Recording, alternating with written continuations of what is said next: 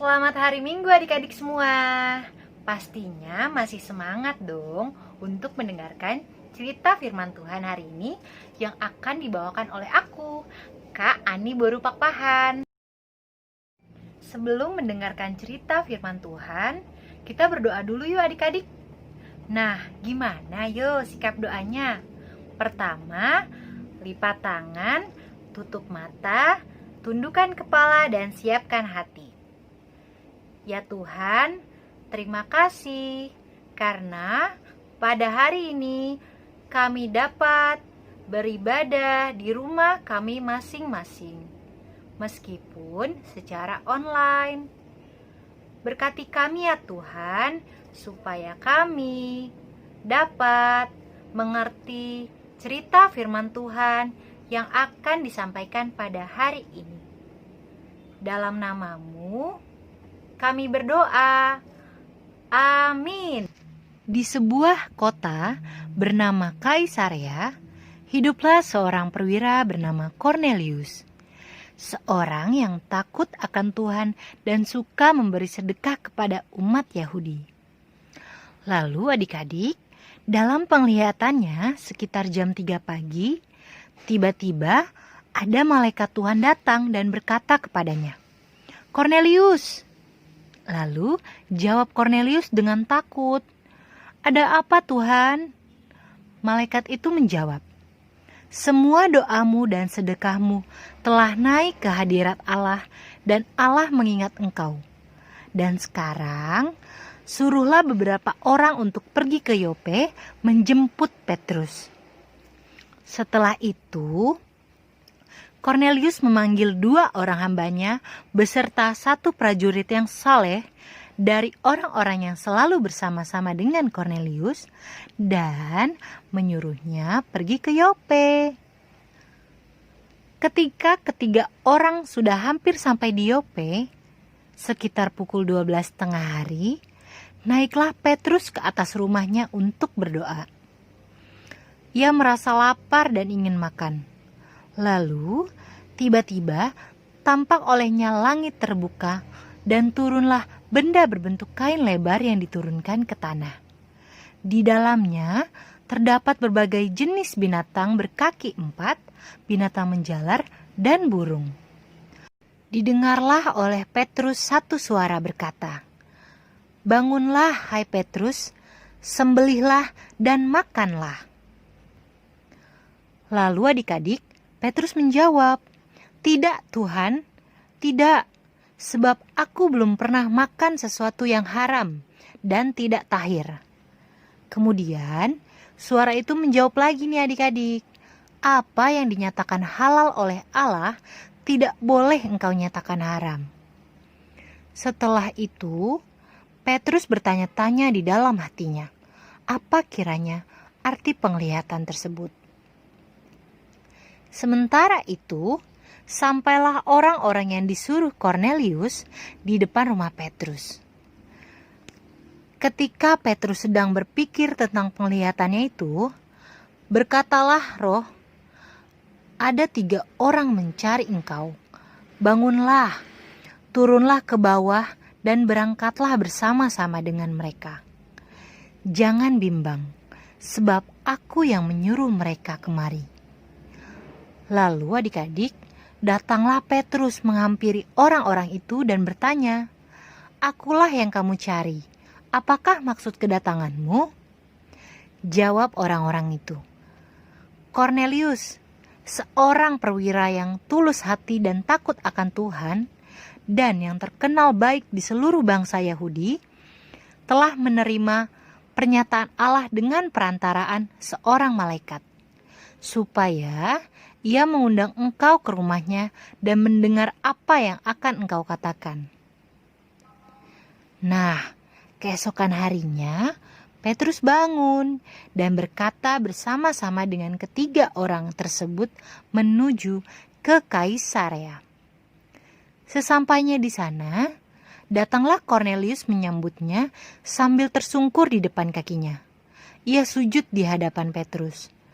Tetapi Petrus menegakkan dia dan berkata, "Bangunlah, Aku hanya manusia saja."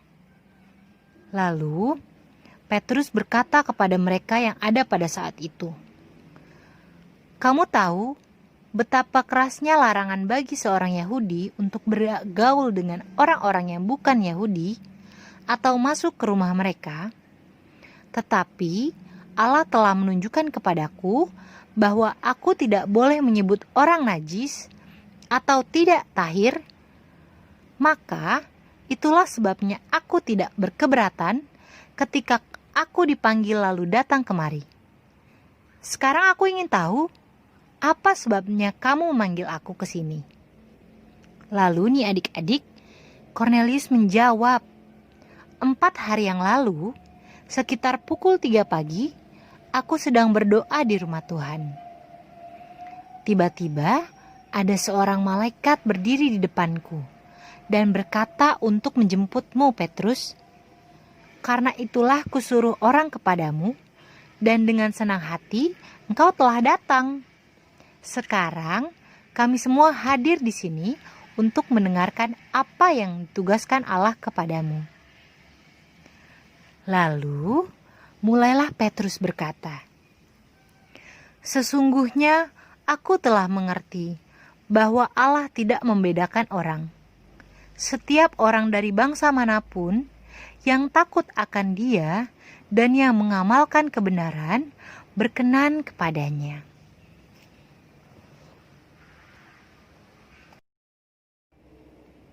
Adik-adik, jangan kemana-mana dulu ya adik-adik.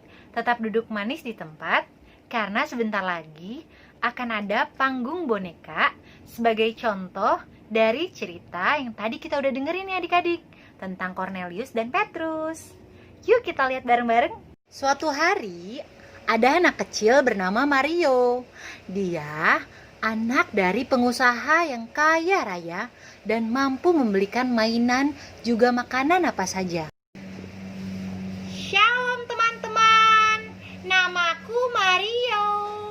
Aku sangat suka sekali permen.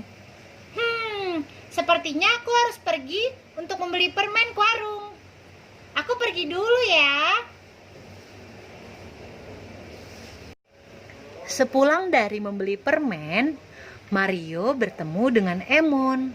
Emon ini anak dari petani yang hidupnya selama ini sangat sederhana.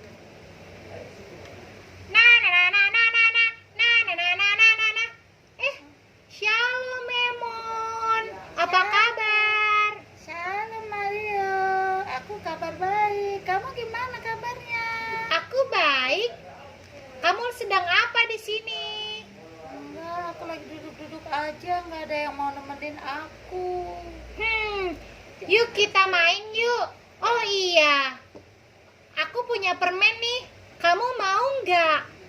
Boleh. Buat kamu ya, satu untuk kamu, satu untuk aku. Jangan sedih lagi ya, nanti kita main. Nih Emon, aku ada permen untukmu. Makasih Mario, kamu baik banget. Mau berteman sama aku. Iya, sama-sama. Kamu nggak malu berteman sama aku yang orang hidupnya sederhana? Enggak dong, aku enggak malu. Karena Tuhan mengajarkan kita untuk tidak membeda-bedakan orang lain dan mengasihi sesama, Emon. Oh gitu ya. Iya. Kalau gitu, yuk sekarang kita main, Emon. Ayo. Yuk. Yuk. Nah adik-adik, tadi kan kita udah dengar cerita dari Cornelius dan Petrus, juga Mario dan Emon, yang bisa kita pelajari dari dua cerita tersebut, yaitu Tuhan tidak membeda-bedakan anak-anaknya. Jadi semua anak-anaknya itu sama dan berharga di mata Tuhan. Adik-adik itu dikasihi Tuhan, kakak juga dikasihi Tuhan. Jadi kita tidak boleh membedakan teman-teman ya adik-adik. Kita harus saling mengasihi satu sama lain. Nah, sampai di sini dulu ya cerita firman Tuhan hari ini adik-adik. Yuk kita berdoa. Gimana sikap doanya tadi? lipat tangan, tutup mata, tundukkan kepala, dan ikuti kakak ya adik-adik. Ya Tuhan, terima kasih karena pada hari ini kami telah mendengarkan cerita firman Tuhan. Ya Tuhan, berkati kami supaya bisa menerapkan di kehidupan sehari-hari. Juga berkati mama, papa, abang, adik, kakak guru sekolah minggu, dan teman-teman ya Tuhan, supaya sehat selalu dan dilindungi selalu dari segala penyakit apapun ya Tuhan. Ya Tuhan, terima kasih. Amin. Terima kasih adik-adik. Sampai jumpa lagi.